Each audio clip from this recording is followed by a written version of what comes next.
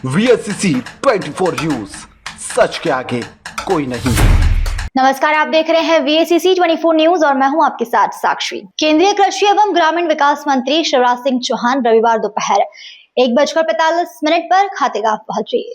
उनका helicopter Mukherjee garden के पास बनाए गए हेलीपैड पर उतरा, जहां विधायक आशीष शर्मा और भाजपा कार्यकर्ताओं ने उनका स्वागत किया। हेलीपैड से वे सीधे कृषि उपज मंडी पहुंचे, जहां उन्होंने प्रशासनिक अधिकारियों के साथ समीक्षा बैठक की। बैठक में क्षेत्र में चल रहे विकास कार्यों और विभिन्न सरकारी योजनाओं की प्रगति की जानकारी ली गई, जिसके बाद केंद्रीय मंत्री रेस्ट हाउस ग्राउंड पर पहुंचे, जहां जनपद पंचायत खातेगांव के नए भवन का भूमि पूजन किया गया। कार्यक्रम के बाद डाक बंगला मैदान में आयोजित भागवत कथा में शामिल हुए। मीडिया से बातचीत में शिवराज सिंह चौहान ने कहा कि दिशा समिति की बैठक में की गई महत्वपूर्ण मुद्दों पर चर्चा।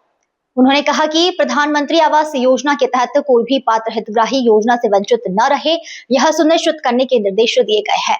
साथ ही जल जीवन मिशन के कार्य पूर्ण होने तक क्षेत्र में पेयजल व्यवस्था कैसे बेहतर की जाए, इस पर भी चर्चा की गई है।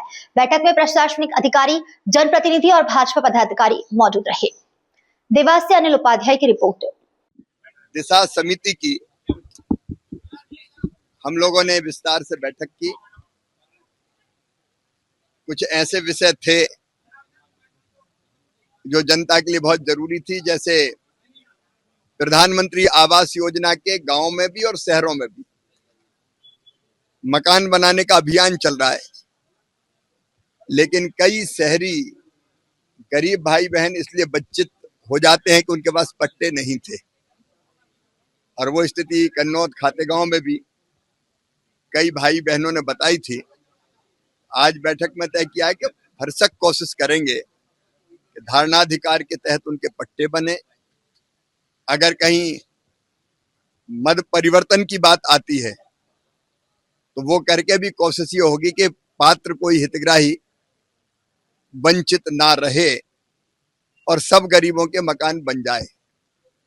अभी विकसित भारत जी राम जी मनरेगा की जगह योजना आने वाली है और उसके अंतर्गत इस साल जो बजट का प्रावधान है वो 1,51,282 करोड़ रुपया जो 2,86,000 पंचायतों में आएगा, तो एक विशाल धनराशि पंचायतों को मिलने वाली है और उस धनराशि से गांव का संपूर्ण विकास हो जाए। क्योंकि तय करेगी ग्राम पंचायत, ग्राम सभा। अब दिल्ली तय नहीं करेगी, भोपाल तय नहीं करेगा कि कौन से काम करना चाहिए। तो एक चर्चा यह हुई है कि पहले से अवेयरनेस क्रिएट करके पानी के संरक्षण के काम या गांव के विकास के काम या आजीविका मूलक काम कौन से लेना चाहिए, उसके बारे में थोड़ा एजुकेट भी करेंगे। और विकसित भारत के लिए हर गांव विकसित बन जाए, ये इस योजना से संभव है। तो उस दिशा में जिला प्रयत्न करेगा। एक गंभीर संकट जो हम मानते हैं, जिसके बारे में आज हम लोगों ने चर्चा और चिंता की है, इस बार गर्मी का असर ज्यादा व्यापक होने वाला है, अभी से ही हम लोग महसूस कर रहे हैं। तो ऐसे समय पेयजल का संकट ना रहे। हमारी जल जीवन मिशन की जो योजना है उनको पूरा होने में समय है।